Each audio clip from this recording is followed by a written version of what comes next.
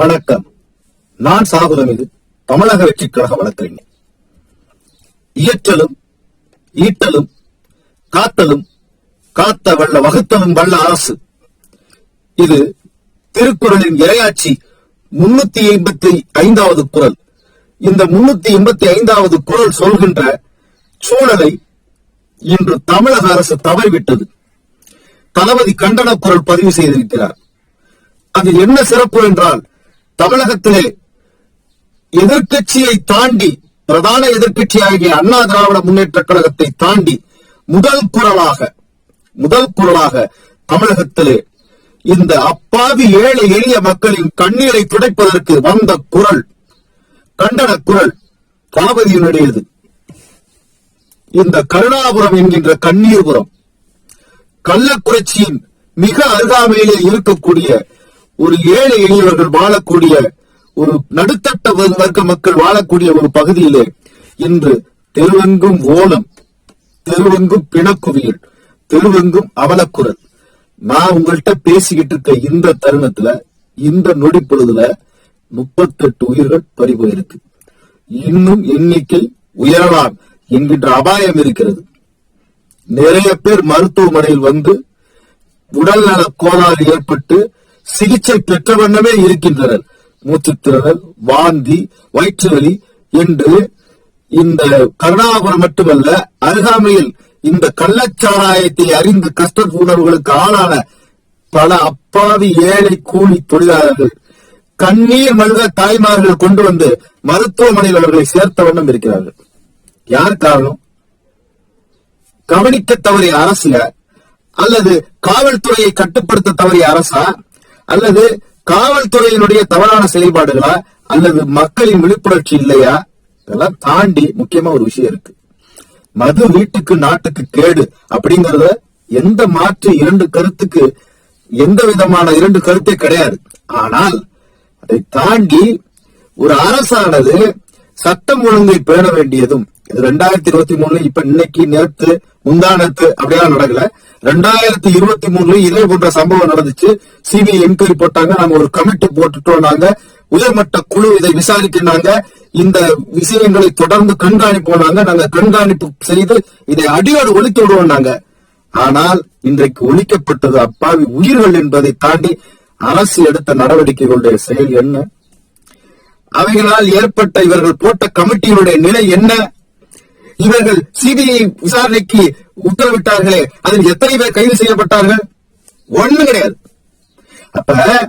அப்ப ஒரு அரசு என்பது கண்துடைப்புக்கான அரசு அல்ல. ஒரு மக்கள் நம்பி வாக்களித்து உங்களை இவ்வளவு பெரிய பொறுப்புல வச்சிருக்கும் பொழுது அதை நீங்கள் எந்த அளவு கவனத்தோடு, உயர் மட்டும் இல்ல, ஒரு குடும்பத்தோட வாழ்வாதாரம், ஒரு குழந்தை படிச்சுக்கிட்டு இருக்கும், ஒரு குழந்தை தொட்டில தூங்கிக்கிட்டு இருக்கும், அல்லது ஒரு தாய்மார் வந்து ஒரு கை கால் முடியாத ஒரு தாய்மாருடைய கணவராக இருப்பாங்க, அல்லது அந்த குடும்பம் ஒரு பொருளாதார சிக்கல்ல இருக்கும், ஒரு கடனை வாங்கியிருப்பாங்க, உடனே வாங்கியிருப்பாங்க, வீடு கட்டி இருப்பாங்க, வண்டி வாசல், எத்தனையோ பிரச்சனையில ஒரு ஏழை எளிய பாட்டாளி தோழர்கள் இன்னைக்கு உருண்டுகிட்டு இருக்காங்க. பொருளாதார சீர்கட்டு இருக்கக்கூடிய ஒரு சமூக கட்டமைப்போட வாழ்ந்துகிட்டு இருக்கும் போது இப்படி ஒரு குடும்பத்தினுடைய தலைவன் அல்லது ஒரு தம்பி, ஒரு குழந்தை, நாளை எதிர்காலம், ஒரு பையன், இவங்க கண் முன்னாடி கதற துடித்த ஒரு தாய் கதறுகின்ற அழுகுறத கேட்கின்ற போது, அவங்க வார்த்தை கேட்கும் போது கலங்காம இருக்க முடியல. மிகப்பெரிய கலக்கத்தையும் அப்படியே நெஞ்சை பிசையக்கூடிய ஒரு உணர்வை ஏற்படுத்துது. மனசாட்சி உள்ள எந்த அரசும் இதை இப்படி செய்ய முடியுமா? இன்னொன்னு, இந்த சம்பவங்களை பாத்தீங்கன்னா, கோர்த்து பாத்தீங்கன்னா ரொம்ப விசித்திரம், வினோதம் மட்டும் இல்ல, இதுக்குள்ள ஒரு உண்மையும் இருக்கு. என்னன்னா, எல்லாம் தெரிஞ்சுதான் நடக்குது போல இருக்கு. 300 மீட்டர் தாங்க காவல் நிலையம், கள்ளக்குறிச்சி காவல் நிலையத்திலிருந்து இந்த சம்பவம் நடந்தது வெறும் 300 மீட்டர் தான். கூப்பிட்ட குரலுக்கு இருக்கக்கூடிய இடத்துல காவல்துறைக்கு பின்பக்கம் தான் நடந்துகிட்டே இருக்கு. ஆத்தோரங்கள்ல அல்லது அந்த ஒரு சொல்ல போனா கருணாபுரத்துல ஒரு வீட்டுக்கு பக்கத்துல ஒரு கொட்டகை போட்டு சாராய கடனை அவங்க சொல்லி வித்துக்கிட்டு இருக்காங்க. நிறைய மக்கள் அங்க உள்ள 1000 குடும்பங்களை விசாரிச்சிருக்காங்க. விசாரிச்சவங்க எல்லாருமே என்ன சொல்லியிருக்காங்க? ஆமா, அது சாராய கடை. இது நேற்று இன்னைக்கு நடக்கல. ஏ கட்சி டி கட்சி எல்லாம் இல்ல, தொடர்ந்து நடந்துகிட்டு இருக்கு. யார் ஆட்சிக்கு வந்தாலும் இந்த காட்சி மட்டும் மாறுவதில்லை, இது தொடர்ந்து நடந்துகிட்டு இருக்கு. இதுல மிகப்பெரிய பணம் கைமாற்றம் இருக்கு. நிச்சயமாக இந்த பாருங்க, நீங்களோ நானோ இன்னைக்கு ஒரு சாதாரண வண்டி கடை இட்லி கடை ரோட்ல போட்டு அல்லது வாழைப்பழத்தை வச்சு அல்லது ஒரு வெள்ளரிக்காய் வச்சு அல்லது ஒரு நவாப்பழத்தை ஒரு கொடை போட்டு வித்துட முடியுமா ஒரு தாய்மாரு? ஒரு சாராயத்தை அவ்வளவு ஈஸியா விற்கிறாங்கன்னா யாருடைய ஆதரவு வைக்கிறாங்க? இப்ப இதுக்குள்ள இருக்கிறவங்க எத்தனை பேர்? இதுக்குள்ள அரசு இருக்கிறதா, இல்ல அரசு சார்ந்தவங்க இருக்கிறாங்களா, இல்ல அரசை ஆதரிக்கக்கூடிய அரசியல்வாதி இருக்கிறாங்களா, ஆளுங்கட்சி பிரமுகர்கள் இருக்காங்க, காவல்துறை இருக்கிறதா, இதை தாண்டி நிர்வாகத்துறையாக இருக்கக்கூடிய தாசில்தார் விஓல என்ன பண்ணிக்கிட்டு இருந்தாங்க? இன்னும் அதோட கொடூரம், நீதிமன்றமே பக்கத்துல இயங்கிக்கிட்டு இருக்கு. நீதிமன்ற வளாகம், காவல்துறை வளாகம், இத்தனைக்கு பக்கத்துல தலைகுனிய வெட்டி தலைகுனிய வேண்டியிருக்கு, வெட்கி தலைகுனிய வேண்டியிருக்கு. இப்படி ஒரு சூழல, ஒரு நிச்சயமற்ற சூழல, ஒரு 38 குடும்பத்தினுடைய எதிர்காலம் இன்னைக்கு சின்னாவிடமா இருக்கு. அதை விட மிகப்பெரிய விஷயம் என்னன்னா, ஒரு நாட்டினுடைய ஒரு அரசினுடைய செயல்பாடுகளை கேள்விக்குறியா இருக்கு.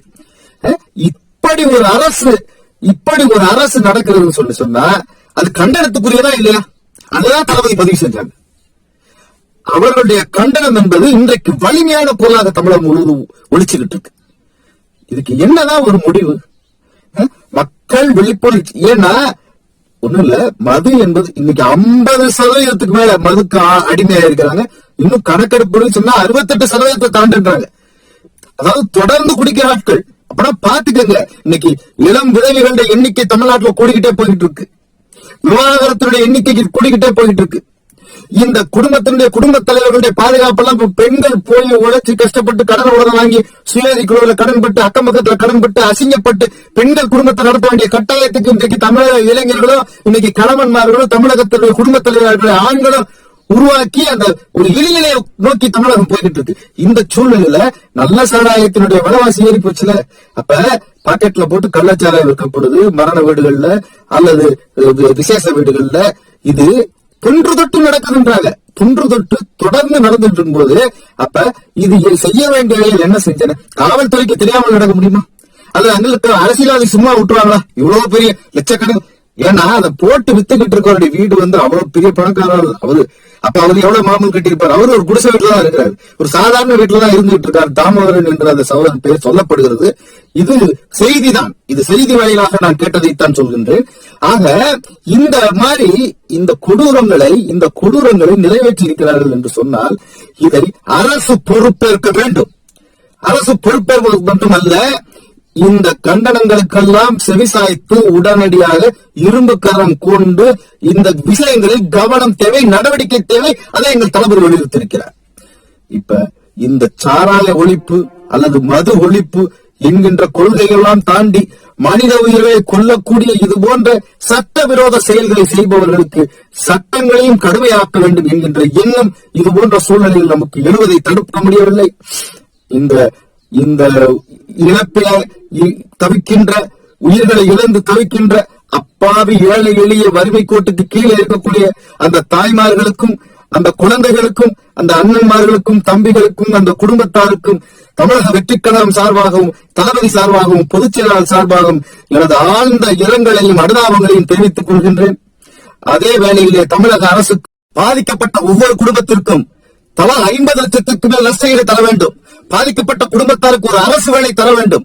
இதை தாண்டி அந்த பாதிக்கப்பட்ட விதவை பெண்களுக்கு நிரந்தர பென்ஷன் திட்டத்தை தர வேண்டும். இதையெல்லாம் தமிழக அரசு உடனடியாக அறிவிக்க வேண்டும் என்று தமிழக வெற்றிக் கழகம் சார்பாகவும், தளபதி சார்பாகவும், பொதுச் செயலர் சார்பாகவும் வலியுறுத்தி விடைபெறுகிறேன். வணக்கம்.